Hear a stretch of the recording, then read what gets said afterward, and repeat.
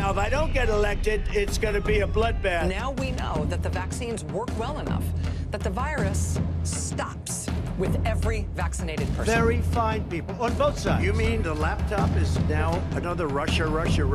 We hold these truths to be self-evident. All men and women created by you know the thing. It's a lie on a news network, and it's a lie that's a lie that they're conscious of. Good evening and welcome to the Grumpy Old Men for another show. And sadly, we've got a bit of a pretty hard subject this week because in Sydney, here in Australia, we've had a massive stabbing. And to help me through this discussion, we have the amazing Pinky in the other chair to my left. Hi all. And it just kind of happened out of the blue. Yeah. We had a shopping centre, which is one of the biggest shopping centres in Australia, which is Bondi Junction. Yep. Now, Bondi Junction is run by a company called Westfield, and they own about 42 centres around Australia as well as New Zealand. In Victoria, I think they've got like 7 centres, some of the big ones, Knox, Southland, Fountain Gate. That's right, yep. Yeah. So this guy who's been known to the police for over 5 years now and also has a history of mental illness, went to a shopping centre and just went on the rampage, started stabbing people randomly. Yeah. But they say he targeted women. Yep. Because sadly, out of the 6 deaths, 5 of them were women. Yeah. There was actually a couple of occasions when he was heading towards men and changed course. So, yeah. Well, because so I think they confronted him and he just... A couple of them did, but I think from what I could see in the footage, it felt like he was targeting women. Yeah. You know. Yeah, because sadly I can't, not sadly, but fortunately, and probably we might get demonetised. Not that we're monetised on YouTube yet. There's a lot of footage of him running around with a knife, and it's not something I really wanted to show. I do have a graphic still from when he was on the escalator. We can just bring that up, and this is the dude that did it. His name is Joel Cauchi. Now, originally they said he was an immigrant, which he wasn't. He's originally from Queensland. Wait a sec, what have I done there? There we go. And so we just had a technical difficulty there. And he was from Queensland, and he was a bit of a mixed bag of a person. He's a bit of an adventurer, likes to go out in the outback, do manly things. But he also was a male escort at one stage as well. It's bizarre. Yeah, so I don't know what the story there is, but the problem is police knew of him for over 5 years. 5 years, yeah. I guess it's hard for them though, until someone actually does something. Yeah. It's like someone said to me once, I can go and say I'm going to rob the Commonwealth Bank down the road, but until I actually do it, I can't do it. Correct. So. Yeah, correct. Now, the reports were that he had actually been to the shopping centre the day before and was wearing the same garments. Yeah. Same outfit, his shorts and his, sock, I don't know, what is it, footy stuff that he was wearing. And the reports were he was already agitated at that stage. So, I don't know, was he panning out the place? Was he, having a good look what was going on? I don't know. Well, he apparently tried to buy some lunch or something, and he didn't have any money. That was the day of the attack. Okay. Yeah, because some of the security cameras that have picked him up, he went into this noodle place called Saigon Noodles, if I remember rightly, at about 10:30 a.m. 10 o'clock I think it was, and he went to buy some curry. He didn't have any money, so he left. And then came back a couple of hours, and then he had some money and bought the meal. He ate the meal, then left, and next he was seen on security cameras. I think he came out of some store. He walked out, he actually staggered and fell over. Passed out. Yeah. And there was another passerby who saw him, came over and helped him up. And then he went on his way. And then I think they lost track of, where he went after that. It's funny because, the people in those situations, you're able to say, he seemed agitated. And, at the time, you probably wouldn't have thought much of it. Yeah. It's retrospective. You think, actually I remember. But even at the time, when you see someone who's a bit agitated, you don't think much of it. You just think, someone's having a bad day or the whatever. last thing you've got to think is a serial killer. Yeah, that's right. He's on drugs or he's passed, he's... Yeah. he's drunk or whatever. Yeah, this is Sydney. Yeah, he's tweaking or whatever, but it's like, well, I don't know what that means. Well, exactly. Is he a danger or not a danger? Who knows? Until something actually happens, you just Because he got to the shopping centre at Bondi Junction at about 3 p.m. And when he got there, he was there for about 10 minutes. He left and then came back another 10 minutes later. Then as soon as he got back is when he went on his stabbing spree. And he was running around all 7 floors apparently, and it was an absolute mess. He was just attacking a lot of people. I think it was something like 16 to 20 people that actually got stabbed. I keep hearing different numbers. Yeah, exactly. As high as 20, Yeah, because originally I heard 20, then recently when we were doing some of the research today, I heard it was 16. So probably 16 with a bit of time that's passed. It's probably a bit more accurate now. Yeah. Because, in the chaos, there's all sorts of reports. Yep. Yeah. Now, the dude's name is Joel Cauchi. Like I said, he's from Queensland. Initial reports, he was an immigrant. And one of the first reports was that he was actually an Israeli. And they'd screwed up the reporting and put a different name to him. The original name, I've got it written here, is Benjamin Cohen. And they mixed him up with a Sydney Uni student. And that was all over X. And they were saying, this is an Israeli issue. It might be some type of, blowback, and he was going around stabbing. I wonder if how they got to that conclusion, though, that it was this Benjamin Cohen. I mean, is that someone... I don't even know where it came from. Was he a lookalike, or was he... well, I haven't got an image here, but it looked nothing like it when I saw the image on X. So it's bizarre. It's not like someone saw him on there and went, I know that guy. It's bizarre. But where did they get the name That's from? That's what I mean. Where did they even pull that from? Yeah. I mean, if I was this Cohen guy, I'd be suing left, right, and centre. For sure. Like, you think it would... And it won't go away. Yeah. Because here we are talking about it a couple of days later still, Yeah, at least we're trying to put it into context. Correct the people that don't know. Yeah. So, he goes on this murder spree.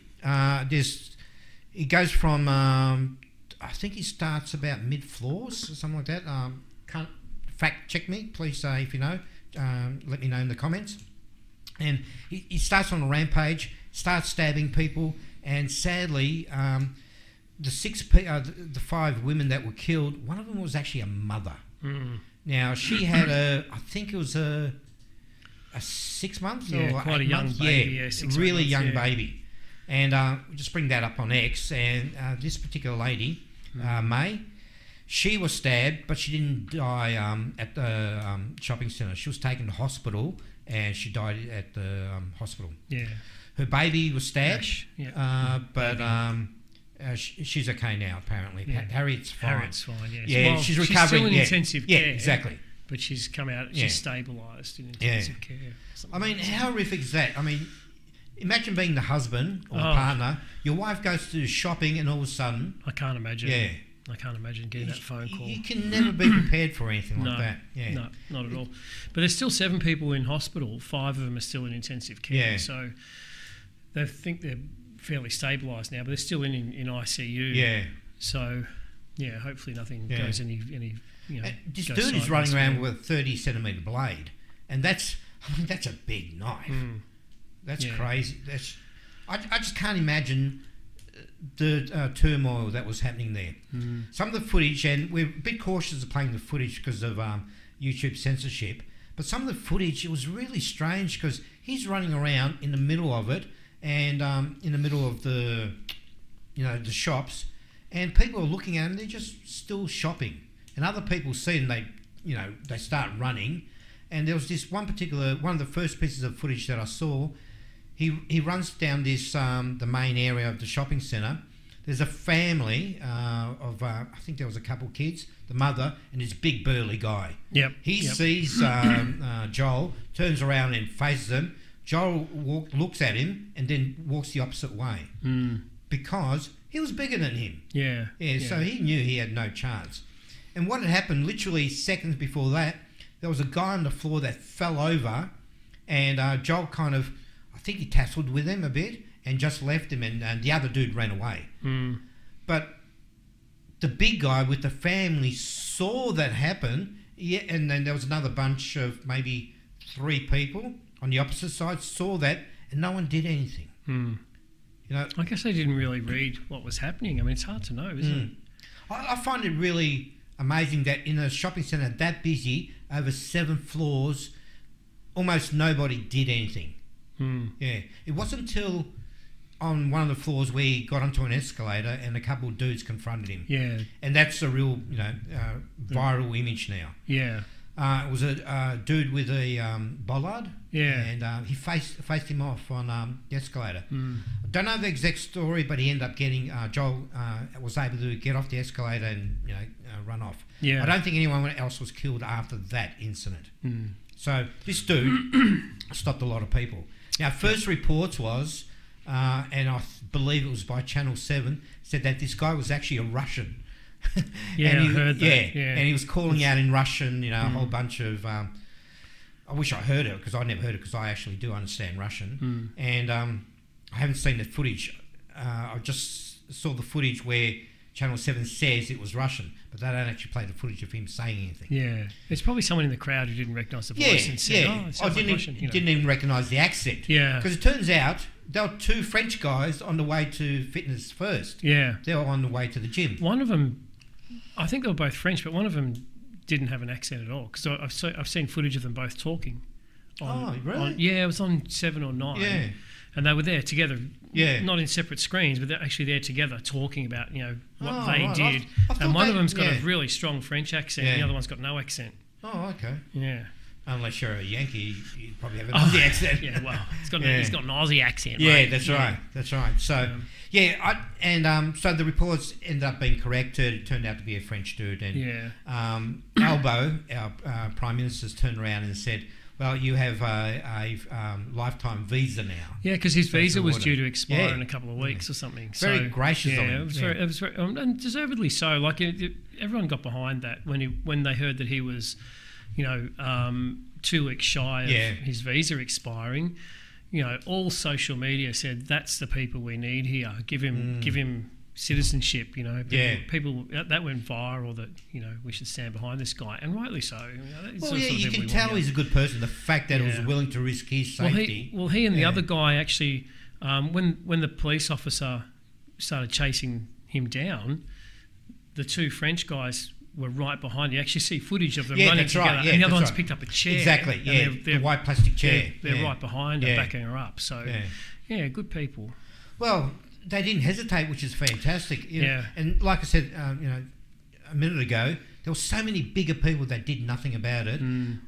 The big guy with the family, he protected his family because he turned around and faced them off, but he kept on continuing. Yeah, I'm the type of person that is probably stupid sometimes. I would just jump in to break up a fight, which could be dangerous, especially since I'm only 6'9". So, all right, maybe not. Maybe what, 3'9"? No, but see, a lot of people, you can't blame a lot of people for not getting involved. I mean, we hear these sort of things all the time with people getting stabbed. And there was an incident a couple of years ago down here in Frankston with someone on I think it was a bus, and it was a young couple with their child, and there was somebody on the bus that was harassing somebody else. And then this guy got sick of seeing it and hearing it, and he just basically told this other kid to knock it off and shut up. And this other kid turned around and stabbed him and killed him on the bus. Yeah. And all he did was say something, and he didn't even know the guy had a knife. Yeah. So, you can't blame people for not getting involved. No, I get it, but we had a shopping centre full of people. I agree. I mean, all you needed like half a dozen blokes to jump in there. They would have overpowered him.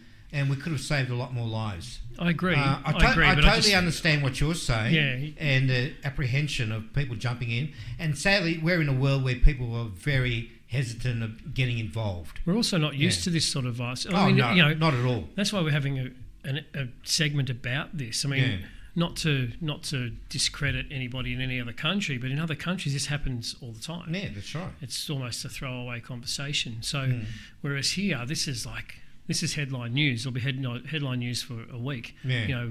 Following whether the baby recovers and following this and following that and more information and what was his motivation. And this will be a big thing. This isn't like other countries. Well, no, the first I've ever heard of it was Miles Ian Chong, I think his name is. And I think he's in Sri Lanka or something like that. That's his base. And he actually picked up the news. And that was the first post I saw. Okay. And I've gone, oh, hang on, what's going on this? And my X account just exploded. It was all it was everywhere. About this, mainly because there was such a there were so many people killed from it. Yeah, you're right, and this is a huge thing. I mean, the last time we had anything like this was I think back in 2014. Remember that the Lint Chocolate Cafe in Sydney? Oh, that's going back a while. Yeah, I think we've had a couple of things since. There was the one on the bridge. I don't remember that one. That was in Sydney, I think. It was on the bridge, the stabbing. There's been a couple, but they are pretty rare. I mean, we've got pretty strict rules here, as people know, about guns and even knives. Yeah. Licenses and permits to get a knife.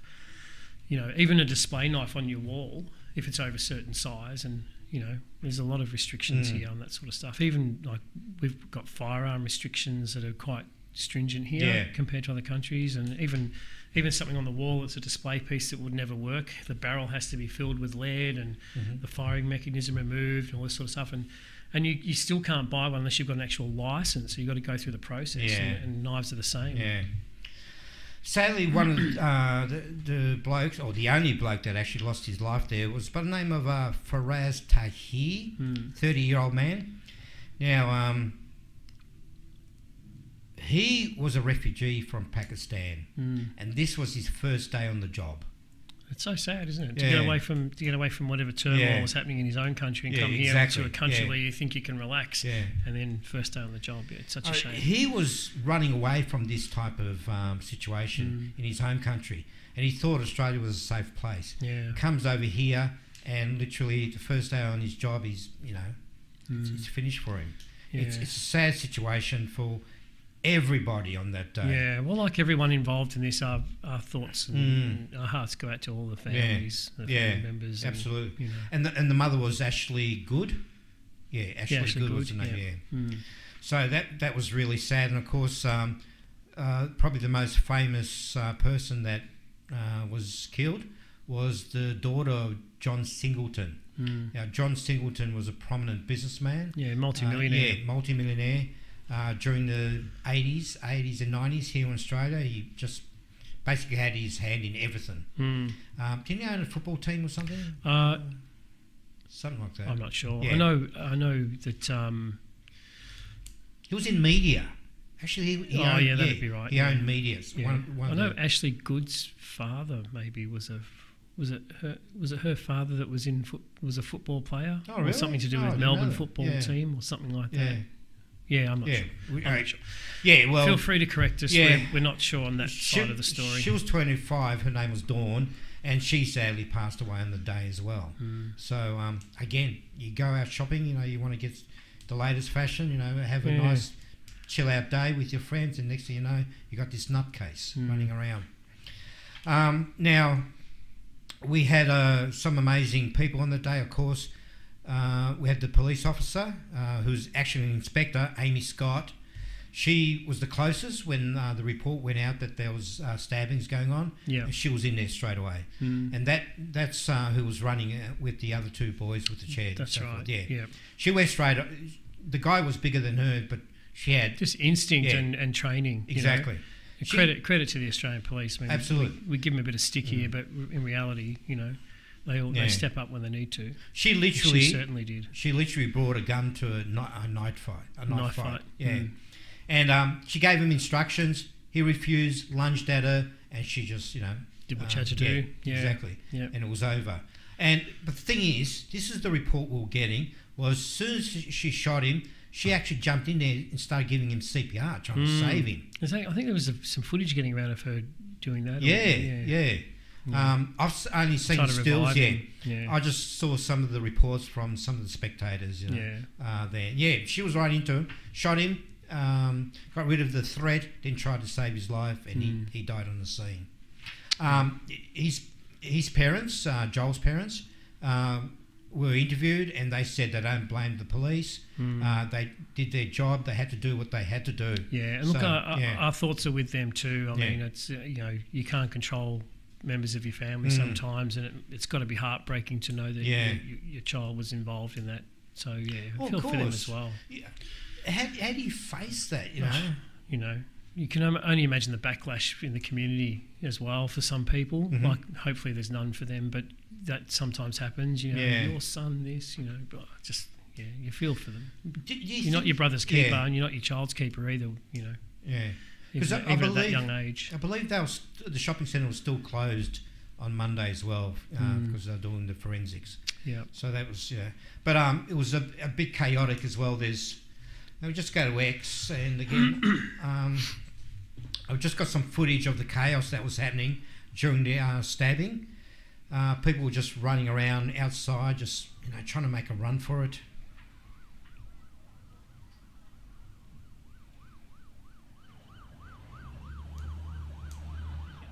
See, a lot of these people wouldn't have seen it. They would have just saw the panic. Heard that something's happened and get out, basically, yeah.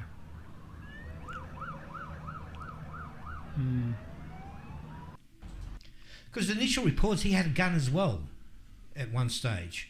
It turns out it was just a knife. Oh, I hadn't heard that. I shouldn't say just a knife, because that, did a lot of damage. What it did, yeah. Yeah. So, you think that was the end of it. Sadly, a couple of days later, you'd think that was all settled. We had another stabbing. Yeah. So that happened on the Saturday, and the Sunday evening, there was a bishop who was doing a live sermon across social media, I believe. Yeah. And he's, what's his name? Oh, lucky I jotted these down. Yeah. Mar Mari Emmanuel. Yeah. Mar Mari. Mar Mari, yeah. And he apparently 2 weeks before that, somebody had told him that he was going to be attacked and killed. Oh, really? Yeah. I didn't hear that was about the report. And his response was, I basically have lived my life. I've had enough of the way the world is. I'm ready to go. Wow. Okay. Yeah. So if we just bring up that image, now this is the problem we have. Apart from the fact this horrific stabbing, the guy who stabbed the bishop was 15 years old. Yeah, a kid. And as he went to stab the bishop, he screamed out, Allah Akbar. Yeah. Which, if you don't know what it means, it actually means God is greater, or God is good. Yeah. God is good, yeah. Yeah, one of those. And so he started stabbing, so the police have said that is now a terrorist attack. And he just started stabbing into his head, into his face. We don't know why at this stage. I haven't been able to find any type of information. But you can see in the original footage, and we can't play that because it's pretty graphic, on YouTube. And you can see him walking up the middle of the church, down the aisle, walks up to him and just cuts loose. Yeah. Now, there's been reports that he's tried to stab him with a pen, but also it was a knife, but the knife hadn't opened up. He forgot to open up the knife. Oh, right. Yeah, so I suppose that's lucky for the bishop, obviously. Yeah. But he has injuries. He went to the hospital and he's recovering well now. He's walking around. This is the bishop. Yep. Now, he was taken to Liverpool hospital with multiple stab wounds. Then after the attack, the news got around really quickly, around 2,000 people showed up. Yeah, and stormed the place. Stormed the church. Yep. Because they really want to know what was going on. Now, here's a quick image of the guy, the 15-year-old, and he's smiling. Yeah. He got his 15 minutes of fame. Yeah. It's just, I just don't get it.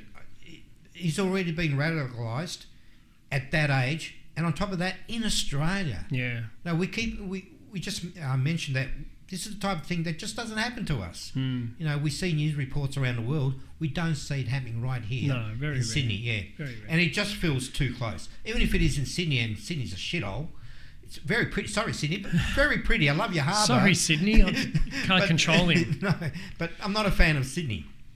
And, and we've got... It just feels too close now. Yeah. I was interstate when the horrific shootings happened in Hobart, and that felt too close. I was living in WA at that stage, and happened in Tasmania, and that was just, I thought, what the hell? It was like 23 people were shot dead, and we had a huge gun buyback after that. We've had a few incidents. Yeah. Like there was one not that long ago in Melbourne with the guy who drove through the crowd. So yeah, it's not totally unheard of here, but it is pretty rare. Yeah. And Sydney, I don't think Sydney's a shithole. If you remember, it was probably 15 years ago that you and I drove through Sydney and couldn't find our way off the tunnels, remember? Yeah, we kept going past the turn-off. We ended up crossing the Sydney Harbour Bridge about 6 times. Yeah, trying to catch that one. Yeah, so it's a spaghetti junction. Yeah. But anyway. So, just some quick footage here I've got on X of some of the riots that happened.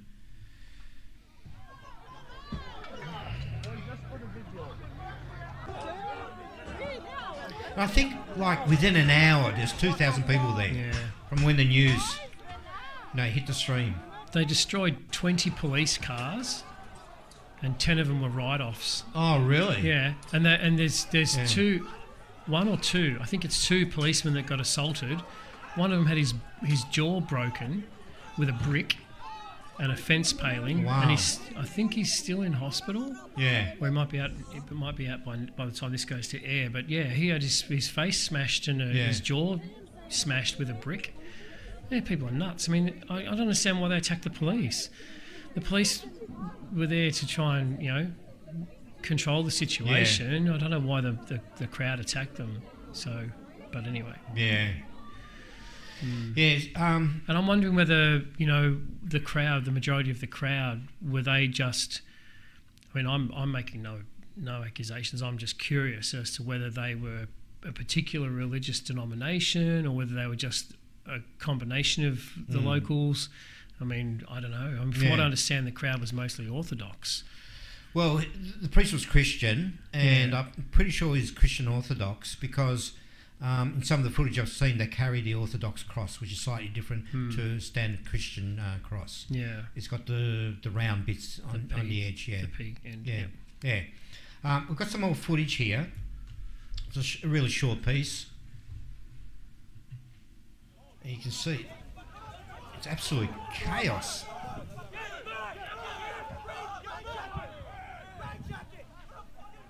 Ooh.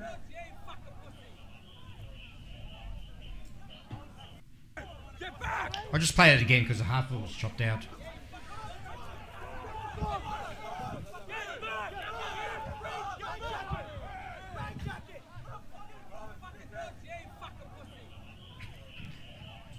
God, jeez.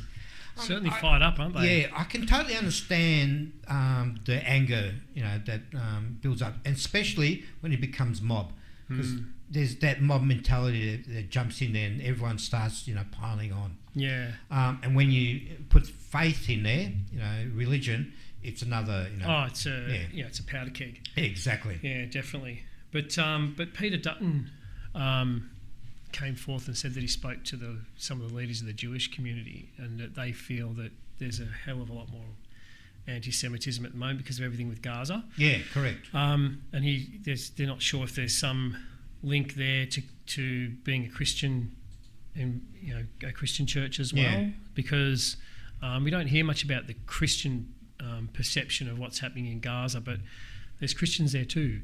So we really got. I mean, you got 2 dominating religious factors that are at loggerheads, but there's also a whole Christian community in that vicinity as well. So whether it all ties into that, who's to say? But yeah, he made a few comments about that. So I'm hoping it doesn't escalate.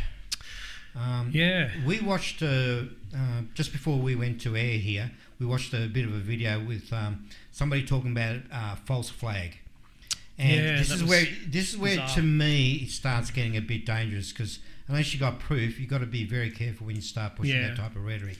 Because we were listening to the dude, and he started talking about the false flag and connecting with multiple stabbings, and this is like a test. And they'll have a couple stabbings as a litmus test to see, how far they can go. Yeah, so they can they can open up all their sleeper cells. But then he started connecting it to the clips and a bunch of other stuff, and we both switched off after that. Yeah, it's like, okay, I'm out. You literally said that, and I thought, how can you take anything like this seriously? Yeah, that's the thing. Even if you've got some strong ideas, and you might have something that you've discovered that shines credibility. You lose all that credibility when you start bringing in other things. And you start linking to phrases of the Bible. Yeah. The Bible is, got a lot of phrases in there. You can pretty much find a passage for anything. Oh, for anything, and from both perspectives. Yeah, that's right. Yeah. And we've got the Old Testament, the New Testament. Yeah, that's right. You've got a lot to pick from. Oh, look, and that's always been my issue with religion. Whether you're a religious person or not, is the cherry picking. And I don't care what religion is. I'll always say that's my view. Yeah. There's too much cherry picking. You read the whole Bible and you take the bit you want. And you go, that's going to be my stance moving forward. And you go, hang on a minute, what about all the rest of the stuff? There's a lot of stuff in there that you're just ignoring because that suits you. If you wanted to live by faith and live by the Bible and you did it 100%, then whatever people are putting out there is usually not the same. So, yeah.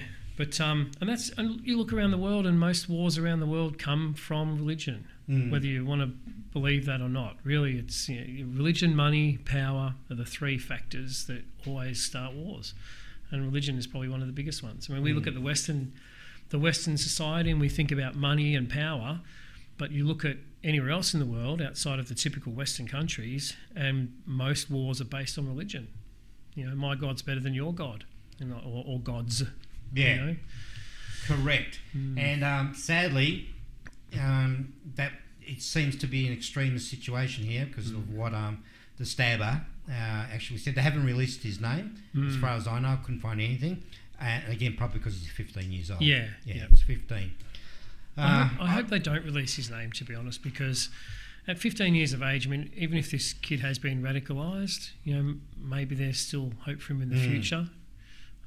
With rehabilitation and bringing him back around to a more level-headed view of life. So, he could carry this for the rest of his life, But do you think he can? I don't know. Who knows? We don't know him, so we can't say for sure. But, at 15, I know that's a young man, but I still feel like he's a kid. Well, he is. At 15, he is just stabbed somebody. Yeah. 15, It's a hard one, isn't it? Oh, it's horrific. And of course, the like I mentioned earlier, the police have turned around and said they've classed it as a terrorist attack. Now, let's have a look at that announcement on X. In Wakely, in southwest Sydney, in relation to reports that a male was stabbing the clergy inside that building. Police responded and arrested a young person, and he was restrained inside that building. Subsequently, as it has been mentioned, at 1:35 a.m. this morning, after consideration of all the material, I declared that it was a terrorist incident. Stabbing? Yeah. And I saw him, I ran and grabbed him from behind and just pushed him down. Look. Oh, that's all his blood. Wow. Motherfucker. He kept saying Allahu Akbar, Allahu Akbar. He was saying that? Yeah. Wow, okay. Yeah, Allahu Akbar, Allahu Akbar. Well, that's what they heard. And this is something I found out a day later. These people that held him down actually chopped off some of his fingers. Yeah. And there's footage, images that were released today. Obviously, I'm not going to show you that because it's very graphic. And literally from the knuckles up, he's missing, I think, at least 4 fingers. Yeah. Couldn't tell about the thumb. So what repercussions are going to happen from that? Yeah. It keeps on escalating. That's the thing, is an eye for an eye ends up being, 2 eyes for an eye. And then it just, it never stops. No, it never stops. Right. Perpetual. Yeah. And that's why you have these conflicts in the Middle East all the time. Yeah. It's just, I hit you, you hit me. And then back again, back and forward again. It just never ends. Yeah. And of course, you've got the media who are just doing dumb reports here and there. Like we mentioned earlier, the guy with the red flag, which didn't make any sense to me. The Mail, they decided to release an article. And I just wanted to point out this article header. It's just such a ridiculous thing to write. Let's bring it up. Who is Bishop Mar Mari Emmanuel? Priest of Wakely Christ, the Good Shepherd Church, attacked in second Sydney stabbing. He's a known anti-vaxxer with huge online following. What has anti-vaxxing got to do with it? Yeah, that's right. Yeah. I mean, the 15-year-olds jumped on there, yelled Akka Akbar. Al Akbar, yeah. Sorry. He didn't come in there and say, this is because you're not vaccinated. That's right. You know, yeah, it's irrelevant. I don't even know why they want to mention that. Yeah, it's just dumb. But media's going to spin it the way they're going to spin it. They're always going to try and find a headline, which is sad, but it is what it is. So I think we need to lighten the tone a bit here. Guys, there's been so many people who have said, what's happening to Australia? We're known as a safe country. We've got reporters, I think it's Eli Schaefer. He's currently living in Australia. He's a Yank. And he turned around, put up a post saying, what's going on? You know, Australia was such a safe place.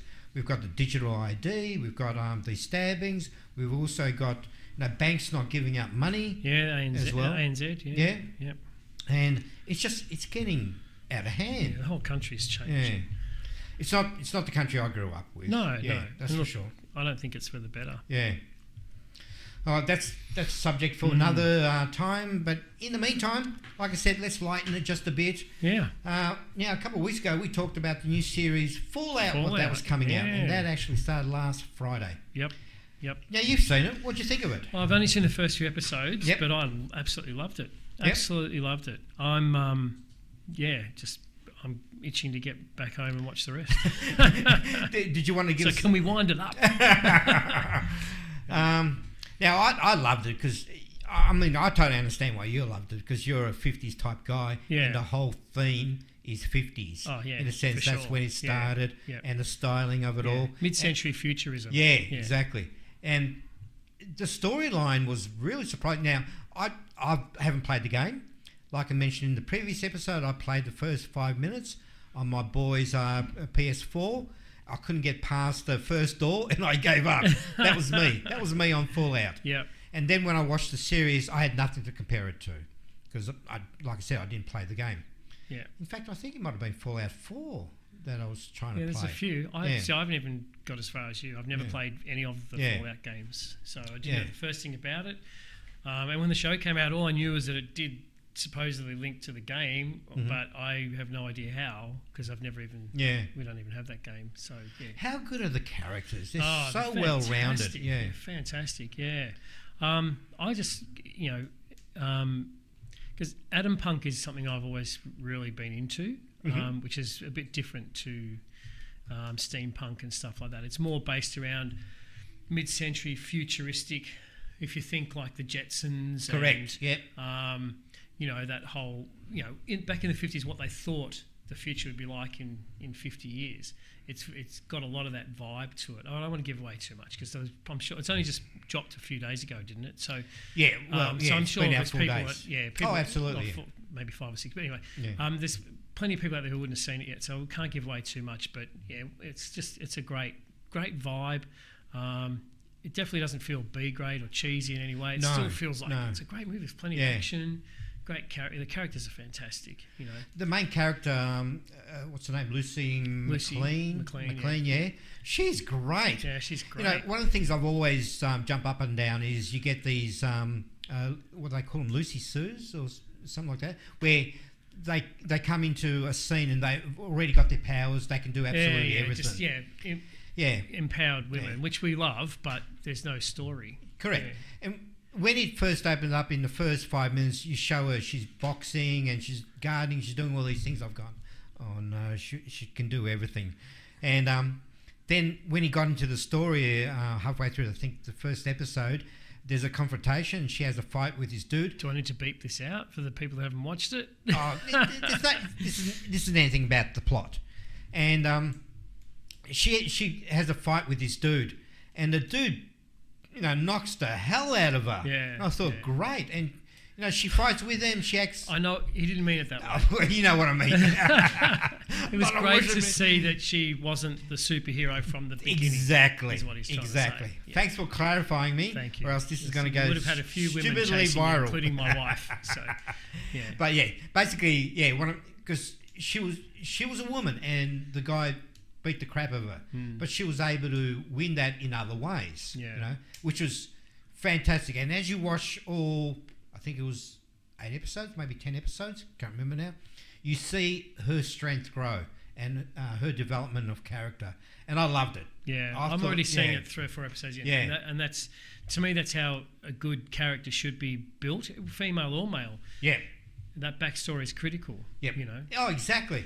Because I mean, where would Superman be if he didn't come from the planet Krypton? Oh, exactly. You know, so it's not just about men and women. It's not just about women. It's about men and women. Correct. And having a backstory is critical to anything. And to just suddenly appear as irrelevant. Superman is right from day one is super powerful, but we go through his growth of him understanding his powers and having to conceal them and not actually let the world know, because they would hurt his family. There's a segue. Sorry, segue king at it again. First one for the day. I've done all right. We've only had one. We got a fair way in before I segued. Yeah. And it's only a little segue because I'm still talking about Superman. But I always had this theory in my head, right? So this guy, he's from Krypton, right? Yep. He's got superpowers. Now, anybody out there who goes to the gym knows, right, that when you lift things, that's how you grow muscle. If he's already super strong, how did he grow muscle? He had no resistance training. Unless he was doing push-ups and the world moved instead of him, there's no resistance training. So how did he grow muscle? He should be a scrawny little thing. You know our mate Lance? Like him. Just a stick figure. Lance is our controller. Yeah, he's over there somewhere pushing buttons, and I'm pushing his for a change. But but you know what I mean? Like, how did he become... Like, I get if he just looks like your average guy, but they always get like the... Henry Cavill, sort of muscly, you know, big chest, big arms. You're like, how do you get to there? Get fat and never work out a way to get rid of that fat. Yeah, but unless he walked around lifting houses, and even then it's nothing. Even then that's nothing for him. So I don't know. There's no resistance training for Superman, so I don't know how he got muscles. Well, in the first movie, he made the world spin backwards, so... that was from speed, from flying so fast.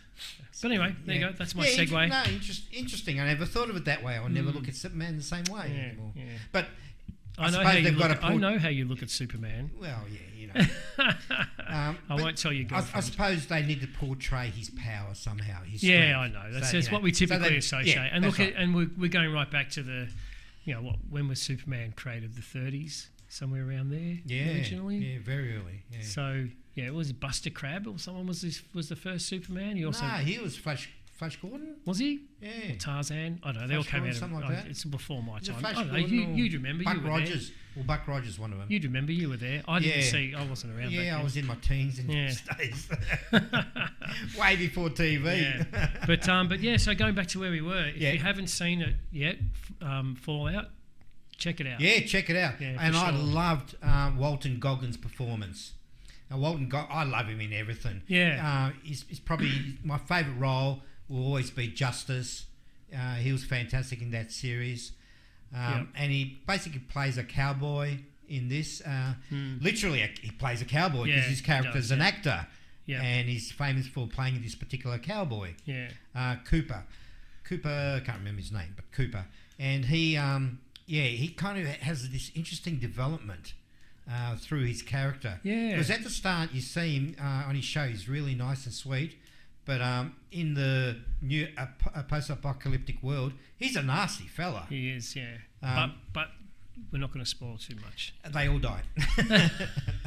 A meteor comes and wipes them all out, and then we have the dinosaurs come back. But how good are the effects? And how good are they're fantastic. The outfits, I stared and stared at his... Like, you would have seen it on the preview, so I'm not giving anything away, but I stared and stared at his face through that whole thing where there's no nose and going... I know how that's done, but it's like it's really seamless. It's done really well. Well, when he's facing you, it just looks like two black holes. Yeah. But when he turns his head, you can see it missing. Everything inside his nose from every angle of the cartilage. Basically, from the top of his bridge is gone. Yeah. So they've obviously CGI'd it. Yeah. What a mouthful. And to all you teenage boys out there, Lucy looks hot in a wedding dress. Oh, yeah.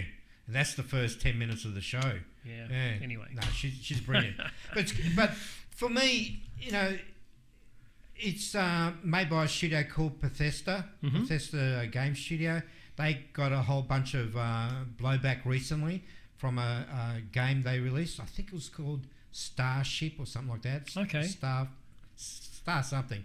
And there was one particular dude on YouTube, a commentator, a culture commentator, and his name was Heels versus Babyface. And he had an absolute meltdown because they introduced pronouns into the, when you set up the characters in the game, they introduced pronouns in that section. So it's even there. So this guy had an absolute meltdown. And so when the first episode came up, and I'd forgotten Bethesda created Fallout. So when the credits came out and I saw the name Bethesda, I've gone, is there going to be a load of woke crap in this? Yeah. And it started off great. And yes, there are a couple bits in there, bit of DEI happening in there. But overall, it's so minimal. So I didn't really pick that. Yeah, because it's really subtle. It's not in your face. Yeah. But I guess sometimes it's the yellow car principle again. As soon as something like that is on your mind, like, look, the woke issues and whatever, you start to pick Correct. Oh, is that... I watched it. I didn't really see it. I understand what you're saying, but I just felt like the characters were diverse. I didn't feel like it was trying to fill a quota. Yeah. Well, for me, it was like... I've owned BMWs, I've owned Holdens, but my current car is a Jeep Cherokee. And I bought the car... Well, that's a segue. Yeah, that's a segue. And the Jeep Cherokee, to me, was... I just bought it because it was a great-looking car. Now I have one, I see them everywhere. Yeah, that's right. And I didn't realise how car, popular they are. That's the yellow car. That's where I got your segue from. Yeah. There you go. I just had to find it segue inside. Off my segue. Yeah, that's right. So and exactly, I see it everywhere. So when this show came on, and I saw Bethesda that produced it, I've gone, okay, all right, here we go. And there is to it because there were so many DEI characters in there. His wife is of colour. You've got Indian background people in high prominent positions in the company, which never happened in the 50s. But the way I saw it, but the way I looked at it, this is science fiction. Well, there was fantasy. It's still an alternative 50s when you watch it. And that's what I'm saying. None of it's really like the 50s. Correct. It just has that vibe. So I'm looking at it, I'm thinking, I don't care about it this time. If it was a historical character, I'll probably be jumping up and down. Yeah. So for me, I've gone, okay, it's happening. But then the story was so good, it totally nulled any of that. So I didn't care. Yeah. And I was just so involved in the story and the characters. The show's fantastic. I love Fallout. Yeah. Unless if you're maybe a huge gamer, you're probably picking it to pieces. Oh, probably. Yeah.